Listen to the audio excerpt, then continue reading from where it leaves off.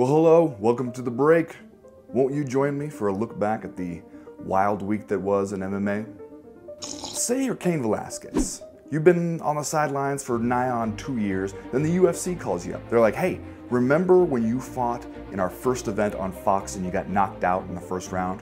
Well, forget all that, because we have the perfect comeback fight for you. Yeah, it's against a knockout artist. So yeah, rough night back for the former UFC champ. First fight since UFC 200, and it's a quick one in the bad way. But, don't forget to give Francis Ngannou his props.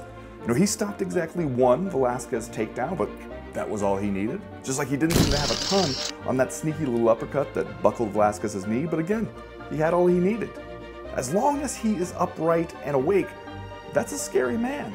It's just, there's something about the way this fight went down, I'm not sure it convinced anybody that he can stay upright against the top of the division. Although, hey, maybe that's just the unfortunate side effect of winning in 26 seconds. Meanwhile, over there in Bellator, isn't it funny how grappling and takedowns and all that stuff is only dumb and bad and wrong when it's other people doing it to Paul Daley? When it's him in there against Michael Venom Page, then hey, it's just smart strategy to try to take the fight to the ground, right? Even though this is the same guy who, when John Fitch was suffocating him on the mat, was just laying there yelling, I'm f***ing boring. Co-main event, Paul Daley is giving us his own commentary. Get this, motherfucker. And he's You want to watch this, guys? F-bombs This and is he's what the saying, fans want to watch. This is wow, well, yeah, you're going to get lots of fans with this Bellator.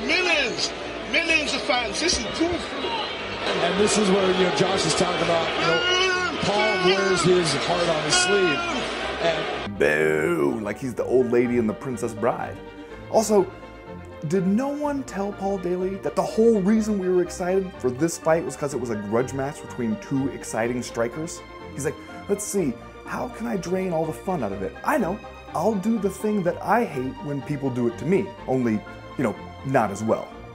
We want to talk about trends that are really no fun. For the second time in 2 weeks, a UFC fighter was pulled from a bout within less than 24 hours to go. This time, it was Jessica Penne, who somehow managed to mess her ankle all up, doing a little day of warm-up before the fight. Now, far be it from me to tell a professional athlete how they should spend the long hours before fight time. You got a routine, you want to warm up a little bit, you know what works for you, fine.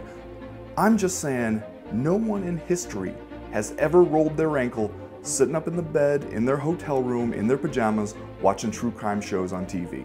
And trust me, I have done the research on this one.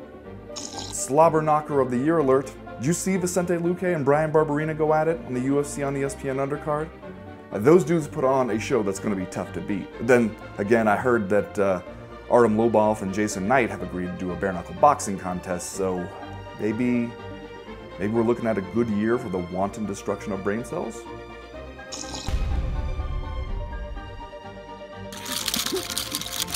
Admiral Matt!